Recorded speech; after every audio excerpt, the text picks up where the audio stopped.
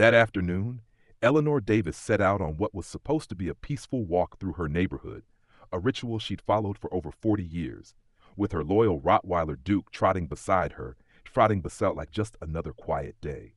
But as the sun dipped behind the trees and the shadows stretched across Maple Avenue, something changed. A pickup truck slowed behind her. 4 young men leaned out, their laughter sharp, their intentions unmistakable. They thought she was an easy target, an elderly black woman alone with no one to protect her. What they didn't know was that Eleanor was anything but helpless. And Duke? He was more than just a pet. He was her protector. Their words were mocking, their tone laced with arrogance. One of them pointed to her necklace and said, "Nice jewelry, ma'am. Hand it over." Eleanor's grip on Duke's leash tightened, but her voice didn't waver. "You picked the wrong woman." When one of them lunged, Duke sprang into action. His powerful frame collided with the attacker, sending him crashing to the ground. The others froze, unsure whether to run or fight. And then came the sirens, loud, piercing, and undeniable. 3 of the men fled, but one was pinned beneath Duke's unrelenting growl until police arrived. Yet even with one attacker caught, Eleanor wasn't done. She pressed charges. She testified. And in the courtroom, she didn't just speak for herself. She spoke for every person who had ever been underestimated, overlooked, or dismissed because of their race, their age, or their quiet strength. The trial drew attention from across the community. Some tried to downplay the attack. Others stood behind Eleanor, recognizing the courage it took to face her assailants and the system itself. With the help of her prosecutor, Jessica, and the video footage captured by a nearby security camera, the case was solid. Guilty verdicts were handed down. Brian Tanner, the ringleader, received 12 years in prison. His accomplices, too, were sentenced. Justice finally had a name, and it was Eleanor Davis. But what resonated most wasn't just the courtroom victory. It was the image of a woman standing firm with a dog by her side, refusing to be silenced or diminished. Eleanor didn't just win a case. She reclaimed dignity for herself and for countless others. The men who targeted her thought no one would care. They were wrong. And as Eleanor sat on her porch days later, Duke at her feet, she knew something had changed, not just in her life, but in the way her neighborhood saw her. No longer just the quiet old woman down the street, she was now a symbol of resilience. And Duke? He was the hero who helped make justice bark back. On the witness stand, Eleanor Davis sat upright, calm, composed, but unshakably firm. The courtroom was packed, yet for a moment, the only sound was the quiet timbre of her voice as she recounted the moment 4 men tried to rob her in broad daylight. "They thought I was just an old black woman," she said evenly. "Someone no one would stand up for, someone they could scare, silence, and steal from." The room was still. Jurors leaned forward. Reporters scribbled notes. The truth Eleanor spoke carried more weight than any dramatic retelling could offer. When the defense lawyers tried to twist her words, suggesting that perhaps the men hadn't meant real harm, Eleanor didn't flinch. "They surrounded me. They demanded my necklace. They threatened me," she said. "And if it hadn't been for my dog, Duke, this could have ended very differently." Her words weren't bitter. They were resolute, grounded in facts and courage. She didn't need to exaggerate. The security footage, which played shortly after her testimony, confirmed every detail. The video showed the 4 men approaching, Eleanor standing firm, and Duke springing to her defense like a silent guardian of justice. Officer James Carter testified next, supporting her account with the professionalism of someone who had seen many incidents, but rarely one where an elderly woman and her dog turned the tide against 4 grown men. His testimony was clear, his tone steady. When the footage played, gasps echoed in the courtroom. Duke's ferocious defense, Eleanor's unwavering stance. It was all captured, unfiltered, and undeniable. Even more compelling was the reluctant confession of Michael Mick Lewis, the driver who had fled and was later caught. Hoping for a lighter sentence, he took the stand and revealed everything. Brian Tanner, the ringleader, had planned it all. "He told us no one would care what happened to her," Mick said, avoiding Eleanor's gaze. "He said she was an easy target." The weight of those words hit hard. The jury saw it. So did the audience. It wasn't just about a robbery. It was about the assumption that a black woman's safety didn't matter. Jessica Nguyen, the prosecutor, tied it all together with precision. She reminded the jury that this wasn't just an attempted robbery. It was an act fueled by prejudice, arrogance, and entitlement. They didn't just underestimate her, Jessica said. They underestimated the strength of truth, the power of courage, and the loyalty of a dog named Duke. As the day closed, Eleanor stepped out of the courtroom into the fading light. Cameras flashed, supporters clapped. But she didn't stop to celebrate. Her focus was forward, toward justice, dignity, and the message her story now carried. In that courtroom, she didn't just testify. She transformed the narrative. And in doing so, Eleanor Davis proved that even in silence, dignity has a voice and it roars. As the courtroom buzzed with anticipation, Michael Mick Lewis shuffled to the stand. Hands cuffed, shoulders hunched, eyes downcast. The man who had once been the silent driver in a hateful ambush now found himself center stage, facing Eleanor Davis and a room filled with those demanding answers. His voice trembled as he took the oath, and for a moment it seemed he might bolt, like he had days earlier in the park before Duke brought him to the ground. But now there was no running, only reckoning. Jessica Nguyen, the prosecutor, stepped forward with quiet intensity. "Mr. Lewis, can you tell the court how you became involved in this crime?" Mick swallowed hard, then nodded. "It was supposed to be easy," he mumbled. "Brian, Tanner, said we'd scare some old lady, grab her jewelry, and be gone in 2 minutes. No one was supposed to get hurt." He finally looked up, his eyes flickering briefly toward Eleanor. I didn't think she'd fight back." The courtroom sat still, every word from Mick landing like a stone in a silent lake. Jessica pressed on, her tone even but sharp. "And what did Brian Tanner say about why you chose Mrs. Davis?" Mick hesitated, then sighed. "He said no one would care, that she was just some old black woman walking a dog, that no one would believe her, that even if she called the cops, nothing would happen." Eleanor sat quietly in the gallery, her back straight, her gaze piercing. She didn't need to respond. Mick's words were an indictment of more than just the crime. They were a window into the callousness that had fueled it. "And yet," Jessica continued, "you participated. You drove them there. You waited while they attacked her. Why?" Mick's voice cracked. "Because I was stupid. Because I thought we'd get away with it. Because I didn't think she'd matter." His words lingered in the air, heavy and unvarnished. "But I was wrong." Jessica gave a single nod, stepping back. No further questions. As Mick was led away, the courtroom exhaled. Eleanor had not spoken a word during his testimony, but her presence, her poise, had said enough. The man who thought he could drive away from responsibility was now facing justice, not just in a legal sense, but in the weight of his own conscience. Outside the courthouse later that day, a reporter asked Eleanor how it felt to hear Mick's confession. She paused, then answered softly, "It's not just about what they did. It's about why they thought they could. That belief, that I didn't matter, that's what we're really on trial for." And with that, she walked away, unbroken, unbowed, and more powerful than ever. The atmosphere in the courtroom was thick with anticipation as Eleanor Davis took the stand, her presence commanding, her step steady. Though small in stature, there was nothing diminutive about the strength she carried into that witness box. All eyes were on her, the jury, the defendants, the judge. Jessica Nguyen, the prosecutor, gave her a nod of encouragement. This was the moment Eleanor had been preparing for, not just to recount what happened, but to reclaim her voice, her dignity, and her right to be heard. She began by telling the court about her daily walk, how she'd leashed up Duke like any other afternoon. Her voice was calm but clear, unshaken by the weight of memory. Then she spoke of the truck that followed her, the mocking voices that called out, the laughter laced with threat. She described the moment they blocked her path, how their eyes weren't just on her jewelry, but on her worth, measuring her value by age, by race, by how vulnerable they assumed she was. The courtroom sat motionless, listening as Eleanor's words painted a picture not just of an attempted robbery, but of a hate-fueled assault on dignity itself. When she described how Duke had stood between her and danger, the room felt the shift, how a dog's growl became a barrier against brutality, how loyalty and love outweighed fear. She didn't falter when she repeated the words they had hurled at her. "You think anyone's going to care about what happens to you?" Those words echoed in the courtroom, striking like a whip. But Eleanor didn't let them define her. Instead, she answered with truth. They were wrong, she said firmly. You all being here today? That's proof they were wrong. The defense tried to chip away at her account.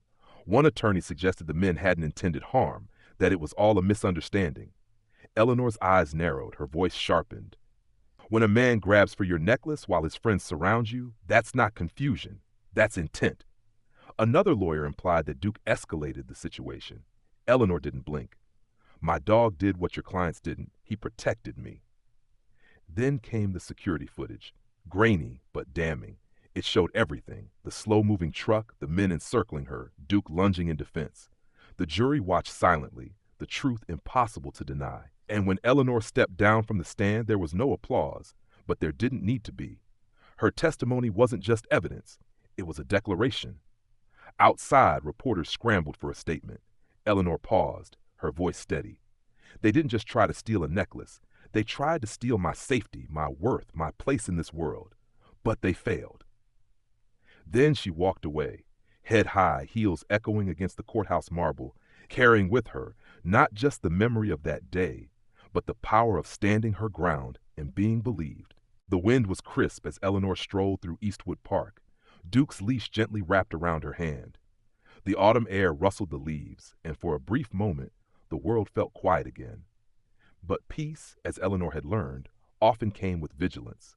As Duke sniffed the grass and trotted ahead, something shifted in his posture. Ears pricked, muscles taut. Then came the low growl that made Eleanor stop mid-step. Her eyes followed Duke's line of sight, and emerging from the shadows of a nearby tree line was a figure. Hoodie up, shoulders hunched. But Eleanor's eyes, sharp with memory, recognized him in an instant. It was him. The fourth man, the driver, the one who had gotten away. For a split second their eyes met, and in that glance, Eleanor saw what he hadn't expected. Recognition, and worse, for him, resolve. Without hesitation, the man turned and bolted, his feet pounding the gravel path in desperation. But Duke needed no command. With a bark that ripped through the stillness, he tore the leash from Eleanor's grip and launched into pursuit. "Get him, Duke!" Eleanor shouted, her voice a calm storm. And like lightning, Duke closed the distance, crashing into the man's legs and pinning him hard to the ground. The suspect flailed, panic turning to desperation. "Get him off me! I didn't do anything!" he cried, but Eleanor was already on the phone with 911, her voice unshaken. "This is Eleanor Davis. I've located the final suspect from the robbery. My dog has him restrained at Eastwood Park. Send officers immediately." She knelt by Duke, one hand steady on his head as the other held the phone. Her eyes never left the man squirming beneath the Rottweiler's weight. "You remember me?" she asked coolly. "Because I sure as hell remember you." Minutes later, red and blue lights painted the park's pathway as two officers approached, hands near their holsters. One cautiously asked if she could call Duke off. With a gentle command, Eleanor ordered Duke to release, and he obeyed, stepping back but staying alert, a sentinel in the dusk. The man scrambled to his knees, gasping. "I wasn't the one who came after you. It was Tanner's idea. I was just the driver." Eleanor didn't waver. "You drove the truck. You brought them there. That makes you just as guilty." The officers cuffed him as he sputtered excuses, and Eleanor watched with steely eyes as they led him to the squad car. Justice, she thought, wasn't just about the courtroom. Sometimes it showed up in the park with teeth bared and a leash dropped in faith. She looked down at Duke, who wagged his tail, calm and proud. "You did it again, boy," she whispered. "You found him. You finished what they thought they could get away with." As the cruiser pulled away, Eleanor stood tall beneath the fading sky. The final piece of the puzzle had been caught, not by force alone, but by courage, instinct, and a bond between a woman and her dog no one had accounted for. The steel door creaked open as Eleanor stepped into the small, dimly lit interrogation room. On the other side of the table sat Michael Mick Lewis, the final piece of the puzzle, the last man who had played a part in her attempted assault and robbery. He looked nothing like the shadowy figure who had fled through the park just days ago. Now, stripped of bravado, Mick sat slouched with hollow eyes, his hoodie gone, replaced by a standard-issue holding shirt. His fingers twitched nervously on the table. He wouldn't even look at her. Eleanor didn't waste time. She sat down slowly, her hands folded, her gaze sharp and unwavering. "So," she said, her voice even, "you were the one behind the wheel, the man who drove the others to me, waited in the truck while they tried to tear my life apart, and then ran when it all went south. That sound about right?" Mick flinched, his eyes flicking up to meet hers before quickly darting away. "It wasn't like that," he muttered. "No?" Eleanor leaned forward, her tone slicing through the silence. "Then tell me, how was it? Because from where I was standing, you were ready to drive off with whatever they ripped from me. My jewelry, my dignity, maybe even my life." Mick shook his head. "It wasn't supposed to go that far. Tanner said it'd be quick. In and out. He said no one would care." There it was again, those words. No one would care. Eleanor's jaw tightened. She gripped the edge of the table, steadying herself. "So you went along with it, because you thought an old black woman wouldn't matter, that I was just an easy target, another faceless victim you could drive away from and forget." Mick looked down. "I didn't think." "No, you didn't," she snapped. "You didn't think I'd have the courage to fight back. You didn't think I'd have a dog who'd stand between me and your friends. And you damn sure didn't think I'd follow through. Press charges, testify, make sure every last one of you paid for what you did." The tension in the room was suffocating. Eleanor's words cut like blades, and Mick sat there shrinking under the weight of her presence. "I was just the driver," he said finally, weakly. "There's no just about it," Eleanor replied. "You were a part of it. You enabled them. And you sat in that truck, ready to speed away like none of it mattered. But it does. I matter. And thanks to Duke and every ounce of strength I had left, you're here, facing me, facing the truth." Mick's voice broke as he spoke again. "I never wanted this. But you chose it," Eleanor said, "and now you get to live with it." As the guards led Mick out, Eleanor remained seated, her spine straight, her spirit unbroken. She wasn't just a victim sitting across from her attacker, she was a storm. And justice was thundering behind her. The courtroom was still, charged with anticipation, as Eleanor Davis rose from her seat and made her way to the witness stand. Every step echoed like a heartbeat. At her side was no dog, no physical shield like Duke, but she carried something deeper.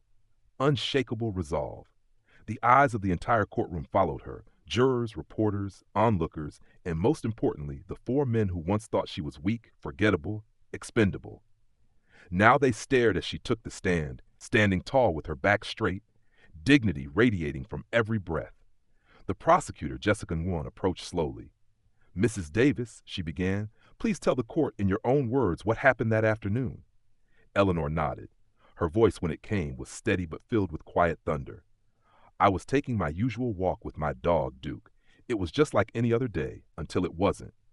A truck slowed down behind me. 4 men got out. These 4 men. She turned her gaze directly to the defense table. "They didn't just block my path. They tried to block out my humanity. They thought I was alone. They thought no one would care." The courtroom held its breath. "They mocked me, threatened me, told me to give up my necklace, my bracelet, things that meant more to me than gold. They thought I'd crumble. They thought I'd plead. But I didn't. I stood firm. And when one of them lunged for me, Duke reacted. He defended me with the same love I've given him every day of his life." As she spoke, her voice didn't crack, not once. She recited each threat they hurled at her with brutal clarity. She described the snarl in their laughter, the venom in their eyes, the arrogance in their assumption that no one would protect a black woman in a quiet suburb. The jury leaned forward, gripped by her presence. Some eyes welled with tears. Then came the cross-examination. A defense attorney stood, his tone falsely gentle. "Mrs. Davis, would you say the dog escalated the situation?" Eleanor turned her gaze on him like steel. "My dog didn't escalate anything. He responded to 4 grown men circling me like vultures. If Duke hadn't been there, we wouldn't be in this courtroom. We'd be at a morgue." The courtroom murmured, silenced only by the judge's gavel. When Eleanor stepped down, she didn't just leave the witness stand. She left an imprint on every soul in that room. Her words weren't just testimony. They were thunderclaps of truth, echoes of strength. She had taken every ounce of fear they tried to feed her and turned it into fire. As she returned to her seat, she glanced once more at the men who had underestimated her. They couldn't meet her eyes. She didn't need Duke beside her to be powerful. She had just proven that her voice, her truth, was enough to shake the foundations of injustice. As the courtroom lights dimmed slightly, all eyes turned to the large screen at the front. Every heartbeat seemed to slow, every breath held. The prosecution's voice rang clear. Your Honor, we now submit into evidence the security footage captured from the neighbor's garage camera. The judge nodded, and with a soft click, the video began to play. At first, it was just an ordinary suburban street. Leaves danced in the late afternoon breeze. Then the truck appeared, rolling slowly, too slowly. Eleanor's figure entered frame, walking Duke calmly, unaware of the danger trailing her. The jury leaned in, captivated by the sudden tension rising on screen. Then the doors of the truck opened. The four men spilled out like a pack of wolves circling their prey. There was no audio, but the footage didn't need sound to speak volumes. Their postures, their proximity, the way they spread out to block Eleanor's path. It was all there. Unmistakable, calculated, predatory. Brian Tanner leaned forward in his seat at the defense table, his jaw clenched tight. James Foley glanced nervously at the floor. Kyle Mercer bit his lip, and Mick Lewis, seated furthest down the line, closed his eyes. On the screen, the jurors watched as one of the men reached toward Eleanor's necklace, and in that moment, the courtroom held its collective breath. Then came Duke. The Rottweiler surged into action, a blur of loyalty and instinct, lunging at the attacker just inches from Eleanor. The screen froze briefly, Duke's powerful form midair, teeth bared, his body shielding the woman he was sworn to protect. Gasps erupted across the gallery. The image was raw, unforgettable. The video resumed, showing chaos unfold. One man stumbling back, another shouting something inaudible, and Eleanor, unmoving, fearless, anchored in place by her courage and her dog. The footage continued to roll, the attempted robbery turning into a hasty retreat, the truck screeching off as the would-be thieves fled in panic, leaving one of their own writhing on the pavement. When the screen went black, silence flooded the courtroom. It wasn't the silence of peace, it was the silence of undeniable truth. The jury looked stunned, some visibly shaken. The defense attorneys shuffled their papers aimlessly. Nothing they could say now would unsee what the jury had just witnessed. Jessica Nguyen stood slowly, her voice calm but thunderous in its certainty. Ladies and gentlemen of the jury, she said, turning to face them, you've now seen the truth, not told through speculation, but captured in real time. These men didn't just make a mistake. They made a choice, a deliberate, cowardly choice. And they nearly walked away with it, until one brave woman and her loyal companion stood in their way. The courtroom didn't erupt. It didn't need to. The silence itself was a verdict in waiting. Eleanor Davis stood at the witness stand, the weight of the courtroom pressing down like a storm about to break. She adjusted the microphone with steady hands, her posture upright, her eyes scanning the faces in the jury box. Across from her, the defendant sat slouched and hollow-eyed, Brian Tanner's earlier arrogance now replaced with a sour, forced calm. James Foley and Kyle Mercer whispering like children caught in a lie, and Mick Lewis unable to lift his gaze from the floor. Eleanor's voice, when it came, was neither timid nor vengeful. It was composed. Clear, like someone who had waited her entire life to be heard and was now finally speaking for far more than just herself. I was taking my afternoon walk, she began, same way I've done for over 40 years, and then that truck slowed down. Her voice never wavered as she described the taunts, the creeping dread, and the moment they surrounded her like a pack. They thought I was just an old black woman, she said, eyes narrowing slightly. Someone easy, someone invisible, someone they could scare, rob, and walk away from without a second thought. The defense attorneys shifted in their seats. One of them stood, trying to paint the incident as a misunderstanding gone too far. Mrs. Davis, he said, would you agree that tensions escalated primarily because of your dog's reaction? The courtroom stirred at the suggestion. Eleanor turned toward him slowly, her gaze sharp as broken glass. No, she said flatly. My dog reacted because I was being threatened, because 4 men closed in on me, one reaching for my necklace while another blocked my path. Duke did what no one else would have done in that moment. He stood between me and the danger. Her words hit the room like thunder. And let's be honest here. This wasn't about a dog. It wasn't even just about jewelry. This was about power. They thought I wouldn't fight back because people like me are supposed to stay quiet, because we're supposed to be grateful to just be left alone. Jessica Nguyen, the prosecutor, looked on with pride, nodding subtly as Eleanor continued. But I'm not afraid of these men, Eleanor declared, her voice rising slightly, because I know who I am, and I won't let anyone take that from me. Not with threats, not with violence, and certainly not with cowardice disguised as youth or ignorance. You could hear a pin drop. The jury sat frozen. A few looked away, as if ashamed by what they were hearing, not because of Eleanor's words, but because of the truth they carried. And as she stepped down from the stand, Eleanor didn't look at the defendants. She didn't have to.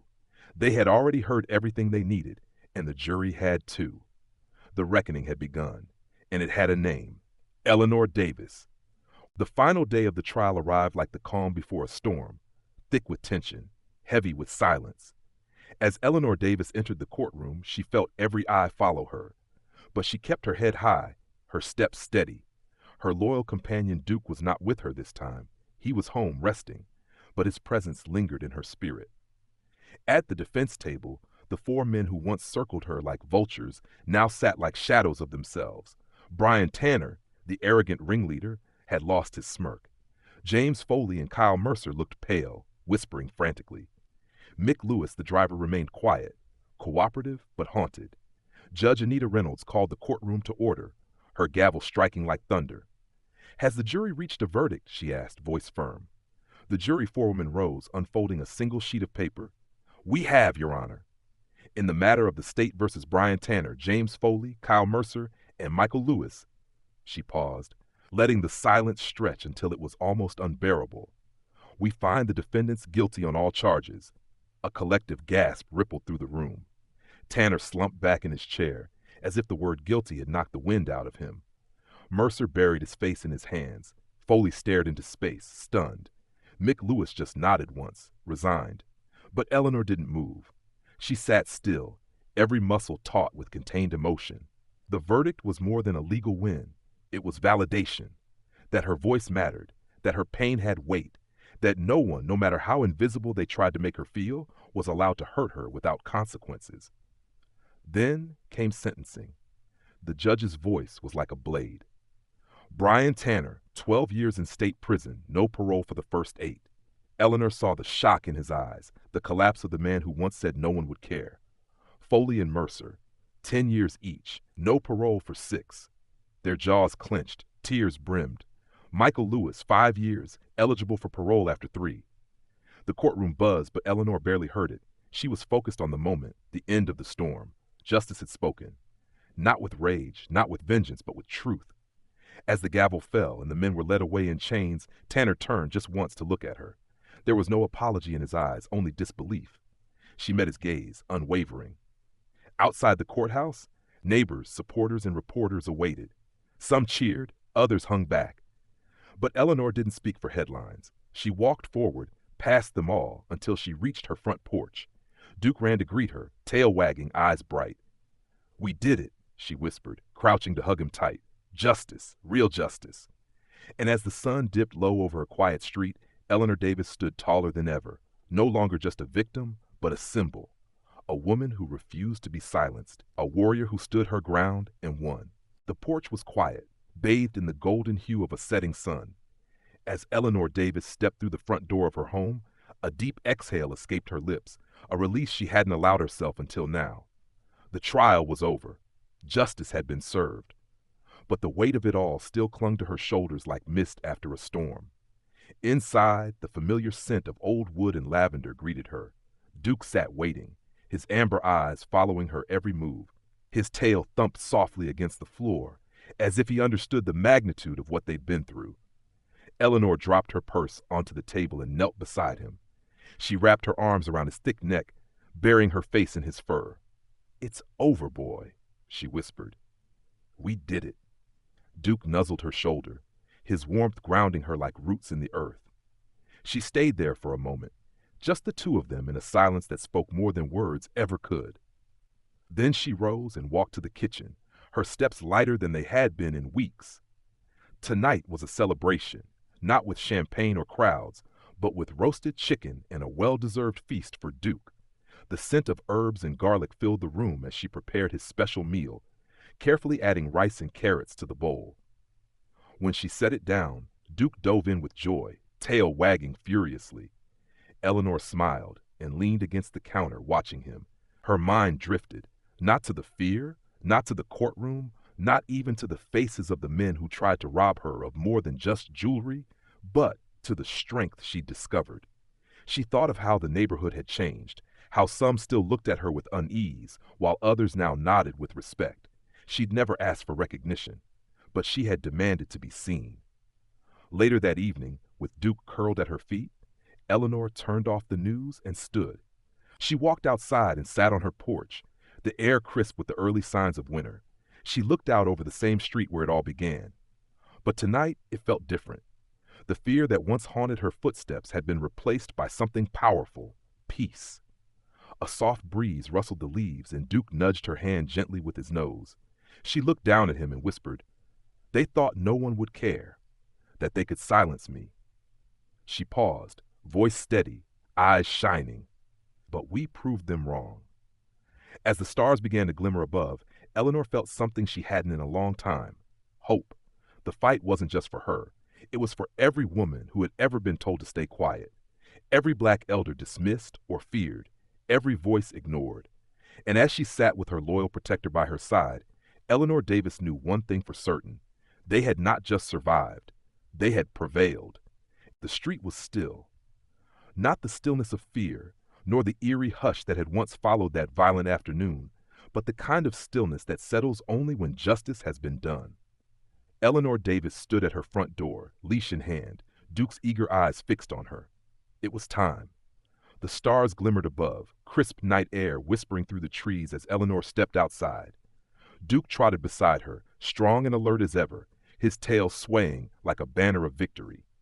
The street they once walked with unease now stretched before them like a conquered battlefield, familiar but reborn. Neighbors peeked from behind curtains. Porch lights flicked on as they passed. Some offered cautious smiles, others nodded in quiet respect. Eleanor met each glance with the same calm dignity that had carried her through the trial. She didn't need applause. She only needed peace, and tonight, at last, she felt it. Their steps crunched over fallen leaves, the sound rhythmic and grounding. Duke sniffed the air, catching scents carried on the wind, but he stayed close. He knew this was more than a walk. This was a statement. At the corner, Eleanor paused. The streetlight above cast a soft halo over them. She looked back at her home, the place she had defended, not just with teeth and courage, but with voice and truth. Then she looked ahead, to the road they still had left to walk. A memory flashed, the men's mocking laughter, the sharp pull of fear in her chest, the way Duke had stood between her and the threat. That night had left scars, some visible, some buried deep. But tonight, the air smelled different. Not of danger, of possibility. They moved on, passing the park where it had ended, the same place where Duke had found the final attacker, where justice had caught up to hate. Eleanor's chest tightened as she glanced toward the benches, the trees, the faint glow of the playground lights. It could have broken her, but it hadn't. They didn't know who they were messing with, she thought. Duke let out a low, satisfied huff, as if reading her mind. She reached down to pat his head. "We showed them, didn't we, boy?" Duke's tail wagged slowly, like an old warrior acknowledging the end of battle. As they rounded the final bend back toward home, a gentle breeze swept through the street, carrying the last whispers of fall and the promise of winter's quiet strength. Eleanor straightened her shoulders. She wasn't the same woman who had walked this path weeks ago. She was stronger, sharper, wiser, and free. Tonight wasn't about revenge or headlines. It was about healing. It was about walking the same streets that once held fear and reclaiming them with every step.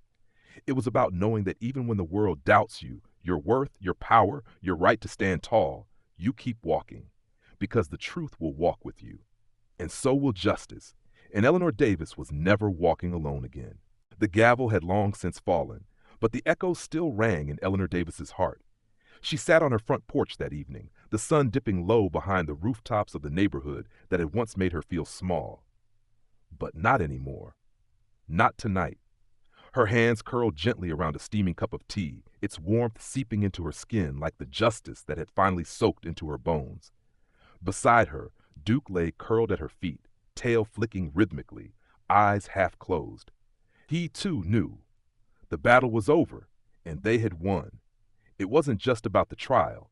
It was about the four men who had thought they could scare her into silence, about the people in that courtroom who thought her testimony would crack under pressure, about the defense attorneys who questioned her memory, her motives, her right to walk down her own street without fear. They had all underestimated the woman on the stand. But Eleanor hadn't been standing alone.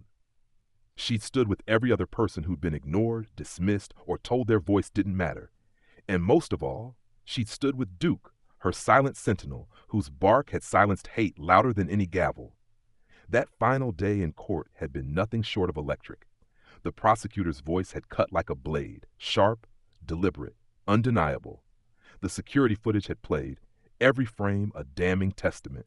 Gasps had rippled through the courtroom as jurors watched Eleanor's calm composure, watched Duke leap into action like a guardian carved from stone. And when the verdict was read, guilty on all counts, the entire room shifted. Not just in sound, but in energy. Eleanor hadn't smiled. Not until she'd stepped outside into the afternoon sun and felt, for the first time in weeks, like she could breathe again. Now, as dusk painted the sky in deep oranges and purples, she let that smile come. A quiet knock interrupted her thoughts. She turned, surprised. A teenage boy from down the street stood at her gate, eyes wide and hesitant. "Mrs. Davis?" he said, nervously rubbing the back of his neck. I saw the news. I just wanted to say thank you for standing up, for not letting them win." Eleanor's chest tightened, not from pain, but from pride. She nodded slowly. "Thank you, son. That means more than you know." The boy gave Duke a cautious glance. "He's a hero, too." Eleanor chuckled. "He always has been." As the boy walked away, Duke raised his head, letting out a soft, approving woof. Eleanor reached down, scratching behind his ears. "They thought they could scare us into silence. But look at us now." The stars were beginning to appear overhead. Eleanor leaned back in her chair, Duke resting his head in her lap. The street that had once held shadows now sparkled with resilience. Justice had been served.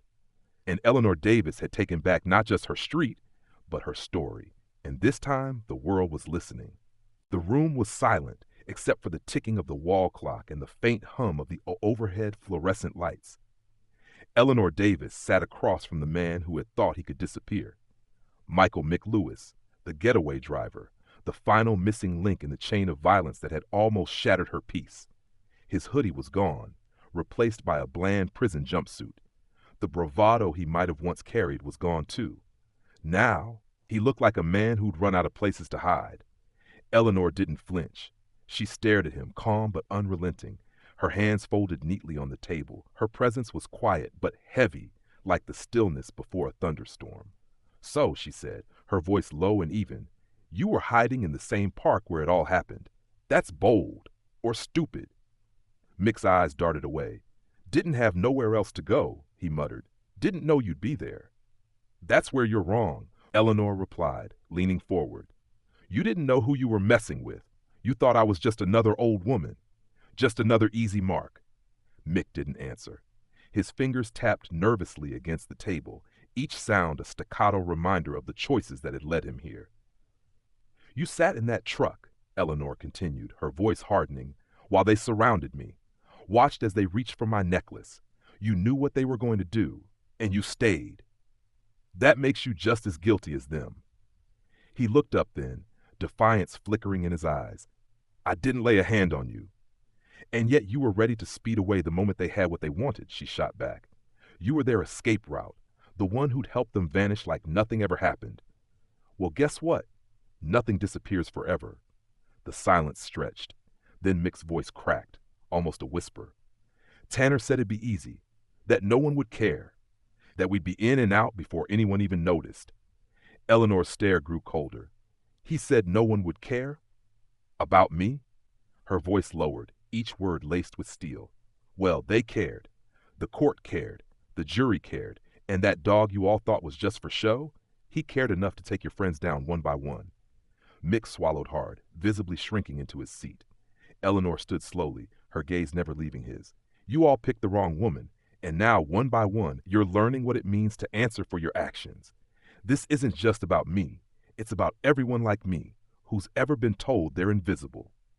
Before she turned to leave, she delivered one final line, calm, measured, and unforgettable.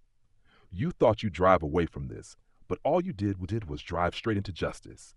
And with that, she walked out, her spine straight, her head high, leaving behind a man no longer in control, and a story that would ripple far beyond those four walls.